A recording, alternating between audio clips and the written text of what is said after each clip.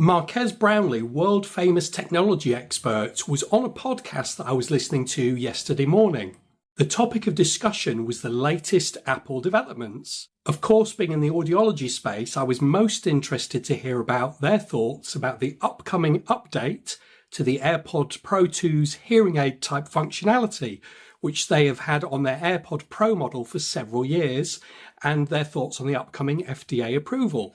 What was interesting was that the presenters didn't seem to be aware of the existing Apple functionality regarding hearing. I was surprised that this functionality was so far under the radar, as a number of our patients speak to us on a regular basis about it. They also speculated that an Android device could potentially offer that type of technology within the next 2 years. Well, I can tell you today, you certainly won't have to wait 2 years. A few days ago, I received my pair of Samsung Buds3 Pros, which make a great partner to my Samsung Galaxy S24 Ultra in the same way that my OnePlus 2 Buds Pro works so well with my OnePlus Nord phone. I've been looking at the Buds 3 Pros from the perspective of an individual with a mild to moderate hearing loss and how they would benefit from using them. So stop before you click off. Do you actually know if your hearing is normal or not? Interested to find out? With these devices, you will be able to check, so I guess that's the first cat out of the bag. But I will make the following disclaimer. These are consumer audio devices, not a regulated medical device. So without further ado, our first category is charging. Like some of the most cutting-edge hearing aids, i.e. the Signia Active IXs, you can wirelessly charge the Samsung Buds 3, but in addition to that, these can be charged on the back of certain Samsung phones using the wireless power share feature. They take around 75 minutes to fully charge using a USB-C cable and about 2 hours with a Qi charger. Next, we have battery life. Samsung quote up to 7 hours, with 30 hours possible using the extra charges in the case. That drops off with ANC to 6 hours and 26 with the case. Now, when you first configure the Buds 3 Pros, you run an earbud fit test and check that they are fitting correctly. They come pre-fitted with a medium earpiece. You can go down to a small or up to a large, and then the idea is to get a notification that you've got a good seal. Then you're good to go. So the next segment is asymmetrical hearing. So that, put another way, is where you've got one ear that is considerably worse than the other. Now, I've met some people who've invested in high quality headphones over the years to use with their mobile phones, but they've not been able to get the best out of them as they've had asymmetrical hearing losses. So if this is what you'd like to do, you can make just a basic adjustment to enhance how you hear, say how music or podcasts sound, because there's a balance control. As you pull the balance slider across, you will hear music, and then you can feel when it's exactly in the center. If you want to customize the Buds 3 Pros to your hearing yet further, an alternative step is to take their self-administered hearing test. The test is called Adapt Ambient Sound. The way Adapt Ambient Sound, which sounds a lot cooler than just calling it a hearing test, is performed is that you are presented with a series of pulse tones which are easier for people with certain types of tinnitus to pick out rather than just a steady, constant tone, which could be confused with their tinnitus. So you are then asked, did you hear the sound? Yes or no. There is no point in cheating, as if you honestly record what you did and didn't hear within a certain range of hearing, the Buds 3 Pros will be able to enhance many of the aspects of the Buds' performance. Samsung have some heritage in this area.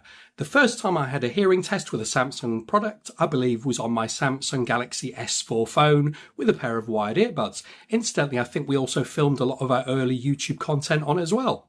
This test feature appeared way back in, I think, 2014, and there are also rumours around that time of Samsung buying lots of hearing aid parts.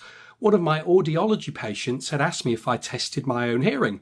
Now, I did explain it would be rather tricky as the audiometer was in the clinic and the headphones were in the soundproof booth. And he said, no, I didn't mean that. What I meant was through your phone. Now, at the time, I didn't even know that that sort of feature existed, and I believe it did later disappear. He showed me how it worked, so I gave it a try. As my left ear was temporarily impaired at that time, and my right ear needed a bit of help in the high frequencies, it made my music and videos that I watched sound considerably better once I'd applied these tailored readings.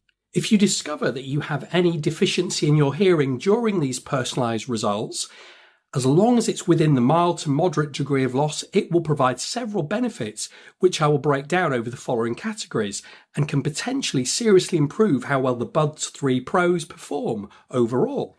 And it is an area that has probably completely gone over the heads of a lot of individuals who are just seeing these as earbuds, or those who have skipped the test part assuming that they had normal hearing. So you may want to reevaluate them once you've run this test. If once you have run the test everything looks perfect, then at least you have an indication about the state of your hearing. Unlike eyes and teeth, many individuals only check their hearing if they perceive it as a problem. So once applied, it's going to sound more in tune with your particular prescription or hearing profile. But what else can you do with these earbuds? My personal test data that I already had on my S24 Ultra was from my OnePlus Buds Pro 2, and this was replaced with my latest results, and you can check your results anytime you want as long as you're in quiet listening conditions. Now, can I ask you a favour? If you're getting some value from this content, please would you like it so the algorithm can share it more widely, and please remember to share and subscribe and hit the notification bell, and then you're going to hear about all things ear related. So the next section is individuals with hearing loss will often struggle to hear well while using their mobile, aka cell phone, when making phone calls. The fact that there are no visual cues, such as the ability to lip read or look at facial expressions or body language, unless of course you're on a video call, further compounds the problem of having a hearing impairment and trying to follow a call. The very nature of a mobile phone means you could be taking a call in almost any type of environment. Background noise then further exacerbates the problem, but with the advantage of snug-fitting ear tips, physically blocking out external noises, a second ear being engaged in the call, active noise cancelling being in operation, and the user's hearing profile replacing the missing frequencies depending on the degree and type of loss, then you should hear considerably better with the Samsung Galaxy Buds 3 Pro. Music reproduction. So one of the complaints of some hearing impaired individuals is that music just doesn't sound like it used to. With either a noise-induced or a typical age-related hearing loss, high frequencies can go missing, meaning music loses its fidelity and lyrics can be hard to hear. I remember many years ago, one person I spoke to telling me how they'd invested close to 6 figures on their hi-fi setup. People who have known me from my younger days know I like a good sound system as much as the next individual, but I knew they were not getting the benefit of this magnificent setup. Here is said sound system of mine. My response was that you may have a £100,000 hi-fi, but you currently have £5 ears. Them not correcting their hearing loss would be like me buying a top-end 8K Samsung TV, then not putting on my glasses so I could actually see it clearly. It was only once they'd been fitted with a set of hearing aids they realised how much they'd been missing. Not only will the Buds 3 Pros fill in the blanks re any missing frequencies within a certain range of hearing deficiency, these feature a new standard UHQ, ultra high quality, which upscales the music and its 96 kHz sample rate. When I was looking at the equalizer, I noticed it goes from 63 Hz up to 16,000 Hz, and you've got some presets in there and you can make some custom adjustments. So if you want to dial in the settings even further, then you've got that. To test them out, I've just been listening to some mini Ripperton reasons, switching between my iPhone to my S24 Ultra, and it did seem more spacious and more detailed on the Samsung. I then tried Fleetwood Mac The Chain, which also sounded very good, then Eleanor Rigby by the Beatles. So with their dual driver technology, they definitely do sound better than one of their major competitors. So the next section, hearing impaired individuals will often share that they no longer watch TV shows. Now, reasons I hear for this range from because there's nothing worth watching on TV anymore, or because actors don't speak as clearly as they used to, or they complain that they're reliant on closed captions, aka subtitles, and this just makes following the dialogue very challenging. But what we've found, once we've applied their hearing prescription to a hearing device and streamed the sound to them either from a phone or through a TV streamer, now this could even be an inbuilt Auracast device if it's on a very up-to-date Samsung TV, people often rediscover their enjoyment of TV once they can hear crucial pieces of dialogue that they used to miss. The ability to add your test results to the Buds 3 Pros should certainly help with this very popular activity, and it supplements the deficiencies in your hearing as you listen. So hearing preservation, I very rarely use the tube, aka the London Underground these days, electing to use the bus as it is much quieter, but unfortunately the trade-off is it's also much slower. As I had a home visit with a patient in Mayfair the other day, I urgently needed then to get back to our clinic in West Hampstead to reprogram a set of hearing aids for a patient, so time was of the essence. So I took this as an opportunity. I used the Jubilee line on the tube to get to Bond Street, meaning I passed some very noisy sections of track. Now, a few days ago, I didn't have a SIM in this S24 Ultra, so I grabbed my iPhone and I connected the buds. And what I had done, I downloaded a couple of videos historically. So when I got onto the tube, I watched a video by a friend of mine, Mr. Lee Fletcher, and it was a review from some Widgets hearing aids on their Orchestrate channel. And I found I didn't need to fight against the noise at all by raising the volume and felt perfectly comfortable with the noise levels in the tube. Now on the way back, so I got a comparison, I had a pair of conventional hearing aids with closed domes and they were connected to my OnePlus phone, and it reminded me why I always use some form of noise protection or another when I'm on that particular tube line. So there is a sort of Find My Buds feature. This is something familiar with the hearing aid using community. So this can be used to track down your buds if you've put them somewhere safe. So I've given this a try. It says make sure they're not in your ears, which would be, yeah, I suppose fairly obvious. And it will give you an increasingly loud tone and flashes the lights. So if they're on the floor, you hopefully see them, or if you've got them under a pile of clothes or under a cushion on the sofa, then you'll locate them. They certainly won't fall out the charger because once they're in there, they're very secure. Now, there is a voice detect feature you can access. So if you are out and about on your travels and someone speaks to you, it will notice that someone's speaking and reduce the sound and automatically focus on them. Also, siren detect. You don't want to be putting yourself in danger. So siren detect will sort of cut through any noise reduction and let you know that that emergency vehicle is there to make you aware of it. So not putting yourself in jeopardy. So let's look at some more hearing aid features. So you've got a variety of levels. You can switch the sound off. You can have it on ambient. You can have it on adaptive, or you can have it on sort of noise reduction on settings. It's possible to have the hearing aids focus on a voice in front of you. So they're using directionality. You can boost up the transparency. So one of the limitations of this kind of, I guess it's more of an OTC kind of device, is that it's only really for mild to moderate losses. So more than that, you're likely to find, in the severe, the profound category, you're not going to get so much benefit.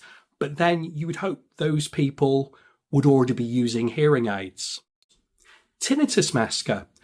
I would have to consider this a missing feature. As a comparison, I do have this on my OnePlus Buds 2 Pro.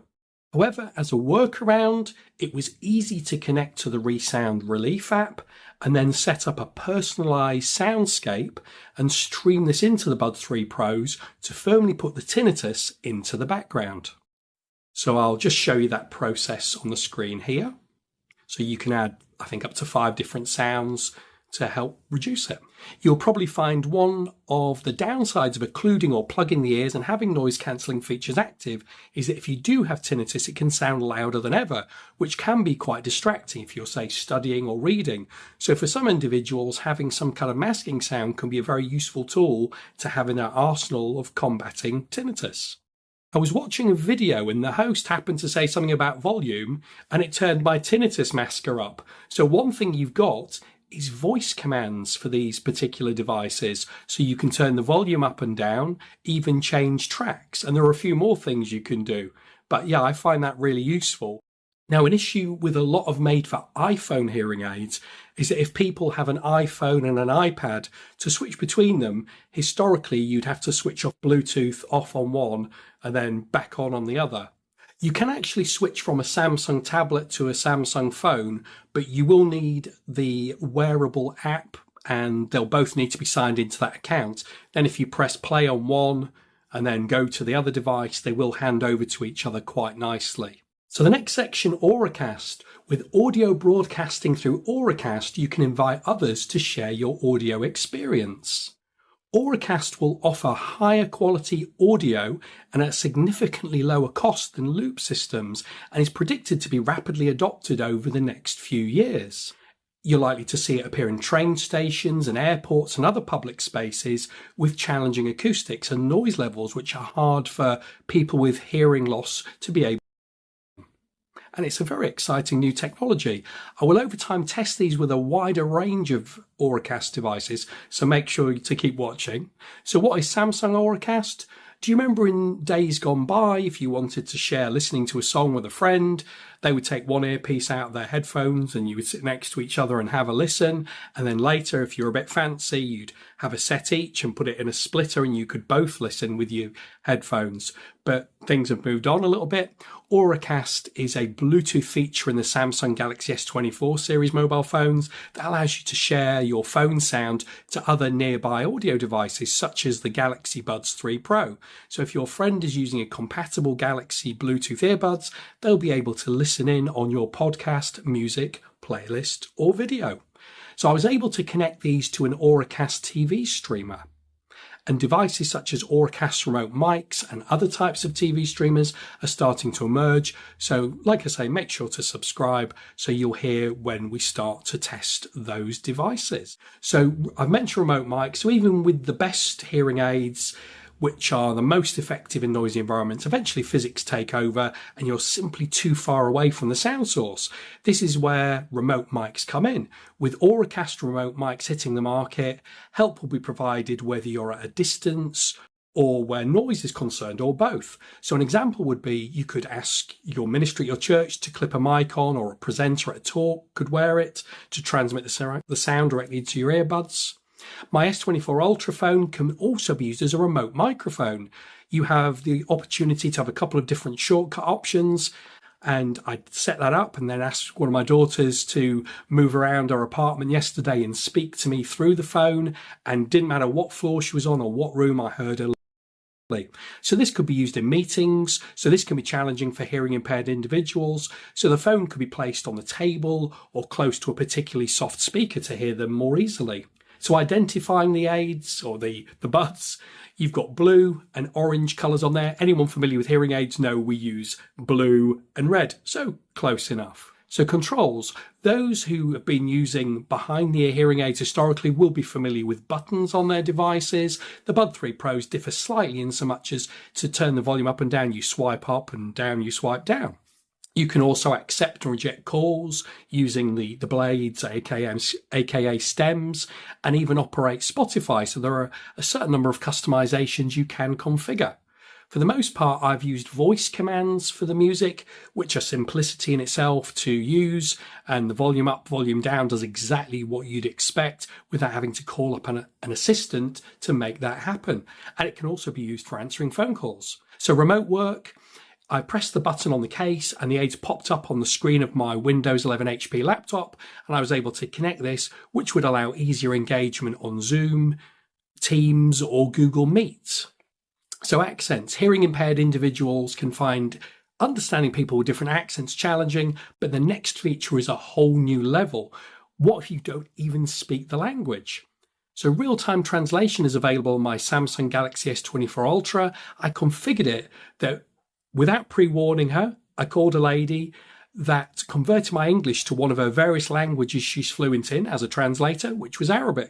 So when I checked back with her, she knew it was me calling, but it was a different voice, and the voice was speaking to her in Arabic. She was very impressed, and when we compared notes, she said it was extremely accurate. Now, since the Resound Nexia was the first hearing aid to market with Bluetooth Low Energy Audio and Auracast capabilities in October 23, actually live working, I have noticed a lot more of our patients were investing in high-end Samsung phones to take advantage of the higher audio quality and Auracast capabilities. And the translation feature on calls now makes me wonder if I should cancel my Duolingo subscription.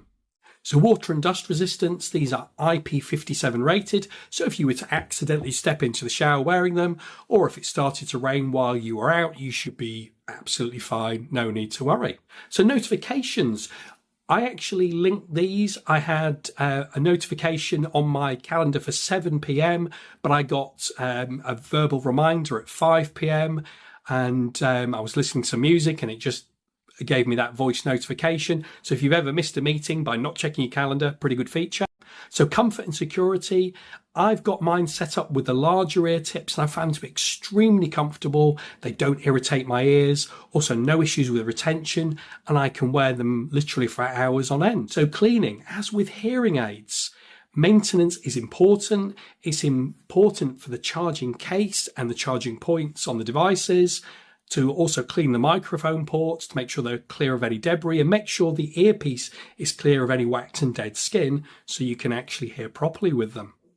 Overall, although these don't cover, like I say, severe, profound losses, for the right person, I think these are a phenomenal introduction to amplified sound. And it's not just sort of the hearing aid aspects, it's what they can do with music, with podcasts, with noise reduction to protect the ears, the fact they're comfortable, in terms of charging.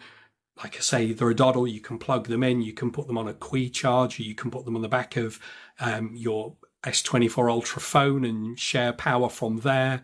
And what I'm just hoping is this extra awareness, hopefully, that's now going to be created, that actually the devices that you just see as earbuds are actually a little bit more than that, might start people looking a little bit more deeper into their ear health.